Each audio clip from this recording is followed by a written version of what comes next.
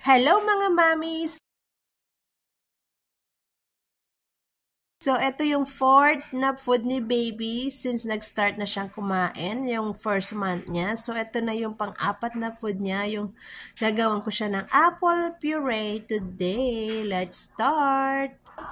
So, ito na yung finished product. Kinat ko ng maliit na piraso. Pakuluin na natin siya. Steam siya, guys. Okay, steam na natin siya. Ayan na, start na. Try ko ng 20 minutes. Titignan natin, malambot na. Umiyak na si baby. Okay, checkan natin kung malambot na. Oops! Ay, yan, malambot na siya. Tamang-tama. Ayan, ipupuree na natin siya. Ayan, pinalamig ko muna. Konti muna kasi gutom na si baby. Okay, ito na yung apple puree ni baby. Nilagyan ko ng breast milk. Hi mga momshies! So, apple puree tayo today. So, wala nang ayos-ayos again. So, gutom na si baby. As in, gutom na siya. So, ay, grabe. Ang hirap ng first time mom, guys. Ang hirap. Pero worth it. Worth it si baby. Gusto niya. Gusto niya yung apple puree. Yummy. Tingnan mo, ngumanga nga na siya kaagad. Ayan, apple puree with breast milk. Pa? He said, pa! Diyos ko, wala akong tulog, guys. Kasi, dumidedi pa rin siya every 2 hours or 3 hours. Tara. Hi!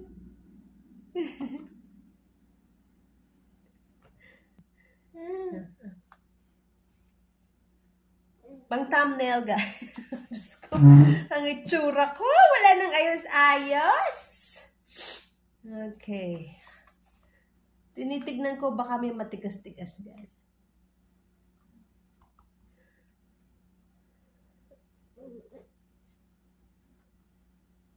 Sarap.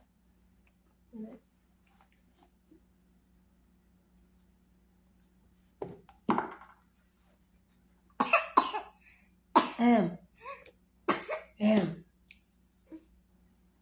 1 ounces of water, 2 tablespoons pa rin yung food niya, guys.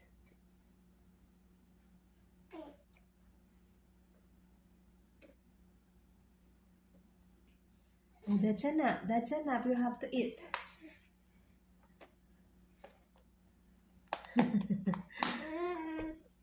Sarap.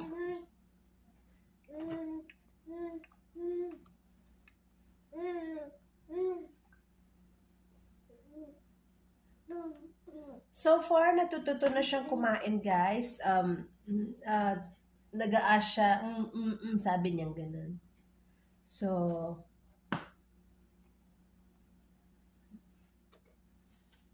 ayaw niyang tumingin sa camera. Ayaw niyang tumingin. Isa-side ko siya. Wait lang. Ayaw niya talaga tumingin naka-side. No. Just swallow first before you ask. Swallow first.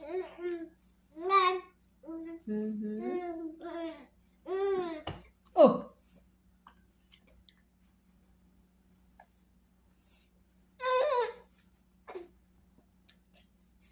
Guys, pag pinapakain nyo, tignan nyo kung may matigas siya. Oh. May matigas siya pa.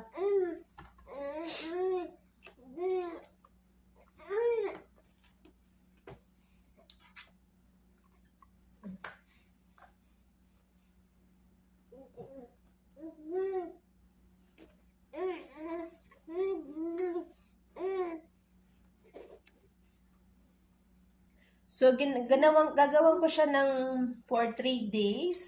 Again, titignan natin kung allergy nga daw siya sa first food ni baby. So, first month na to. So, ititest ko lahat ng vegetable at saka fruits. Alternate ako, vegetable tapos fruits. Sa susunod, sweet potato naman siya. Tapos, banana. Hindi ko pa siya tinry ng banana, pero konti na lang, oh. Nagutom na gutom siya. Hirap, guys. Nagluluto ako. Ang hirap. Pero worth it si baby.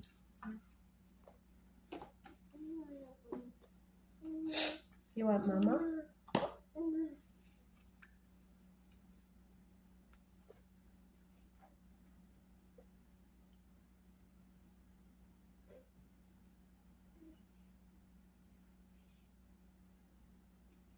That's enough.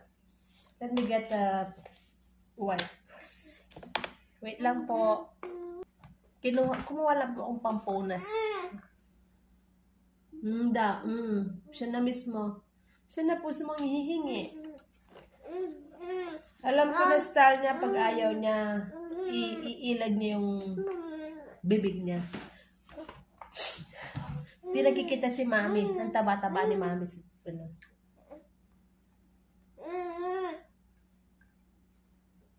Guys, base lang to sa experience ko, research, okay? Yung iba pinapakain nila around 10 at saka hapon 2 or 4 base na sa napanood ko. Pero nasa inyo rin po yun. Kasi magbibisit kami sa pedia namin sa 24. So kasi nirecommend yung visit namin every 2 months. So nirecommend niya talaga 6 months. Pero daw pwede naman ng 4 months. Pero mas maganda 6 months. So i-report ko lahat tong ginawa ko sa kanya. So i-share ko din sa inyo kung ano sabi ng pedia namin. Kung tama ba yung ginawa ko. 2 tablespoons, 1 ounces of water.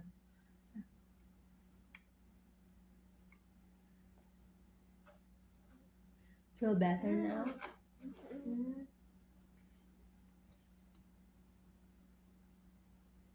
Feel better now?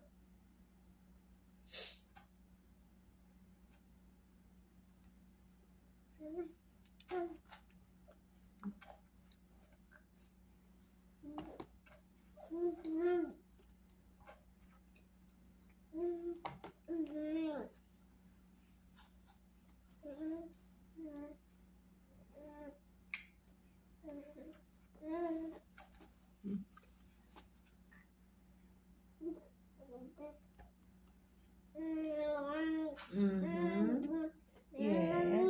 Yes. Ang daldal ni baby. Ang daldal.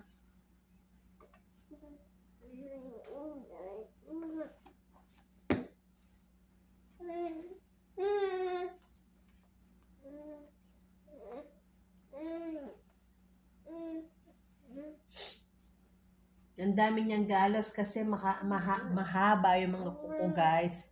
Kasi ang hirap niyang putulin na kuko kasi ang likod niya baka masugatan ko siya. Yes.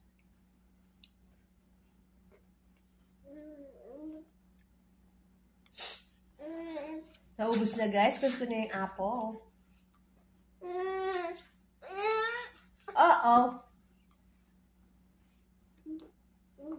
Sarap. You want water?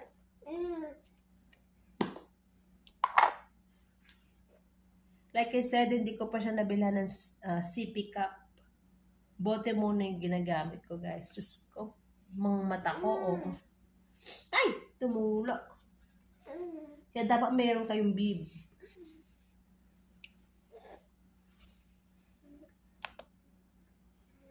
Tignan natin kung mag-allergy si baby sa apple. Okay, baby? Nom, nom, nom. Mom, shut up, shut up.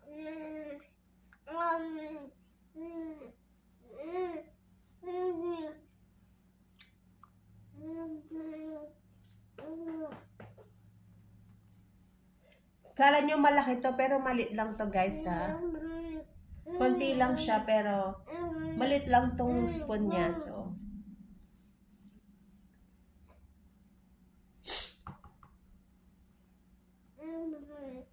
Parang nakikita nyo ang dami sa kutsara, pero hindi kutsara, asing maliit lang siya. Asing maliit lang. Silicone. Hala, tapos na. Umiyak na. Ayun guys, natapos niya. Ayun lang, salamat sa panonood. Say goodbye to them, please. Subscribe to our channel. Thank you po. Umiyak na.